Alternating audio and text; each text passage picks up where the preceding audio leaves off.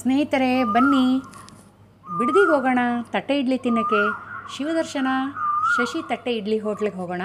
ನಮ್ಮ ನೆಂಟರು ಅವ್ರ ಹೋಟ್ಲಿದು ನೋಡಿ. ಇಲ್ಲಿ ತಟ್ಟೆ ಇಡ್ಲಿ, ಅದ್ರ ಮೇಲೆ ಬೆಣ್ಣೆ, ಪಕ್ಕದಲ್ಲಿ ಉದ್ದಿನ ವಡೆ, ಹಾಗೆ ಚಟ್ನಿ ಮತ್ತು ಸಾಗು, ಆಲೂಗಡ್ಡೆ ಬಾಂಬೆ ಸಾಗು, ಹಾಗೆ ಮಸಾಲೆ ವಡೆ, ಚಟ್ನಿ, ಸಾಗು ಸೂಪರಾಗಿದೆ ಅಲ್ಲ. ಬನ್ನಿ ಬಿಡದಿಗೆ ಹೋಗೋಣ, ಅವ್ರನ್ನ ಮಾತಾಡ್ಸೋಣ, ಟೈಮ್ಗೆಲ್ಲ ಕೇಳೋಣ, ಮತ್ತು ಅವ್ರ ಇತಿಹಾಸ ಕೇಳೋಣ, ಅವ್ರ ಹೋಟ್ಲ ಇತಿಹಾಸ ಕೇಳೋಣ. ನೋಡಿ ಶಶಿ ಅಂತ ಹೋಟೆಲ್ ಓನರು. ಇವರು ಏನು ಬ್ಯುಸಿಯಾಗಿದ್ದಾರೆ ಅಂದರೆ ಆಮೇಲೆ ಸಿಗ್ತಾರೆ ಮಾತಾಡೋಕ್ಕೆ. ಮಾತಾಡ್ಸೋಣ ಸ್ನೇಹಿತರೆ ಇವ್ರನ್ನ ನೋಡಿ. ಶಶಿ ಸರ್, ಬೆಳಗ್ಗೆ 6:30 ಸಂಜೆ 4:15 ಸಂಡೇ ಮಾತ್ರ 6:30 to 2 o'clock. ಸಂಡೇ ಮಾತ್ರ 6:30 to 4 ಗಂಟೆ ಗಂಟೆ ಏನೇನು ಇರುತ್ತೆ ಲಾಸ್ಟ್ 4 ಗಂಟೆ ರೆಗ್ಯುಲರ್ ಆಗಿ ಇಡ್ಲಿ, ಟೀ ಪುಡಿ ಇಡ್ಲಿ, ಚಿತ್ರಾನ್ನ, ಪುಳಿಯೋಗರೆ, ಪಲಾವ್, ಪೂರಿ, ಒಂದೊಂದು ದಿವಸ ಒಂದೊಂದು ಥರ ಐಟಮ್. ಮಾವಾಳಿಯ ಕೂಗ ನಮ್ಮ ಹುಡುಗನ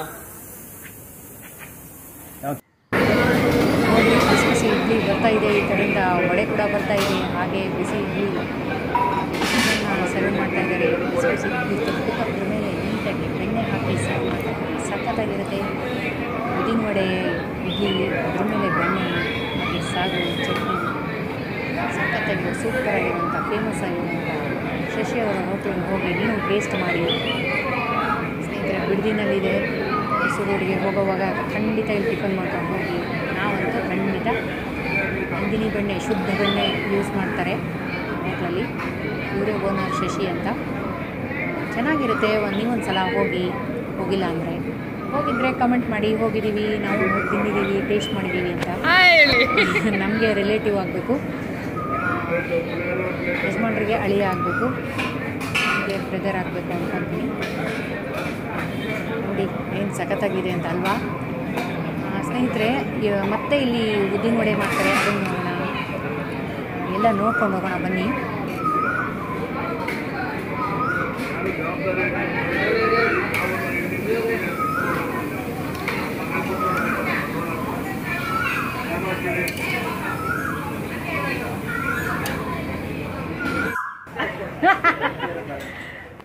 ಹೇಳಿ, ಇವಾಗ ಮಾತಾಡಿ.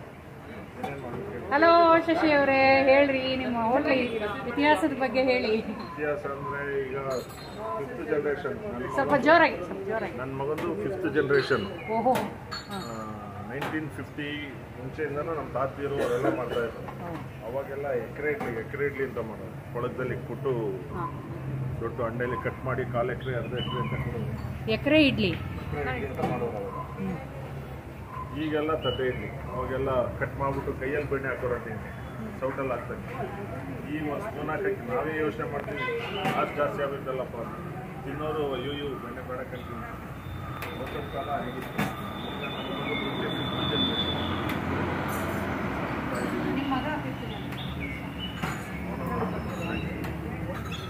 ಜನರೇಷನ್.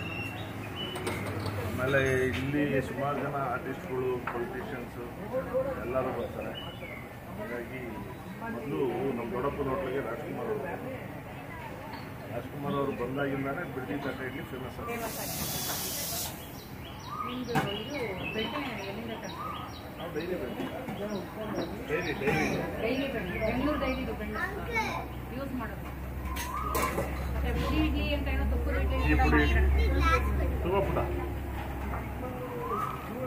ಈ ಪುಡಿ ಇಡ್ಲಿ ಇದೆ ನಮ್ಮಲ್ಲಿ. ಇಡ್ಲಿ, ಬೆಣ್ಣೆ, ವಡೆ, ಚಿತ್ರಾನ್ನ, ಪುಳಿಯೋಗರೆ,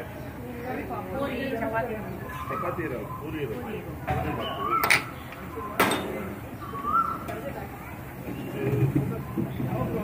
ಜನಕ್ಕೆ ನಾವೇನು ಅಂದರೆ ನಾವು ಒಂದು ಪ್ರೀತಿ ವಿಶ್ವಾಸದಿಂದ ಮಾತಾಡಿಸಿ ಕೊಡ್ತೀವಿ. ಸ್ವಲ್ಪ ಹೆಚ್ಚು ಕಮ್ಮಿ ಅಡ್ಜಸ್ಟ್ ಆಗ್ಬಿಡ್ತೀವಿ. ಡೈಲಿ ಹೆಚ್ಚು ಕಮ್ಮಿ ಆಗೇ ಆಗುತ್ತೆ. ಈಗ ತಿಂದ್ರಲ್ಲ ಏನಾದ್ರು ಹೆಚ್ಚು ಕಮ್ಮಿ ಇರ್ತಾರೆ.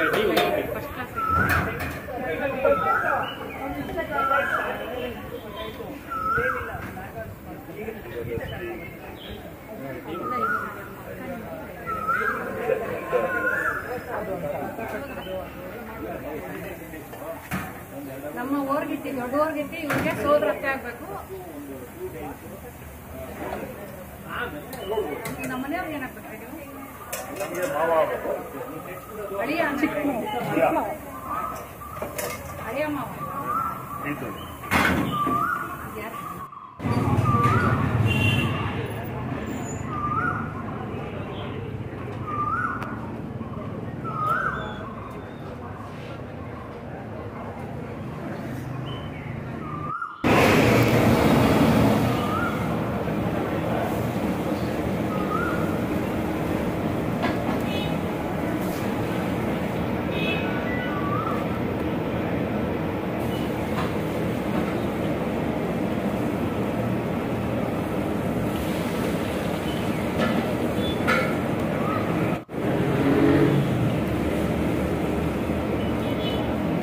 ಅದೇನು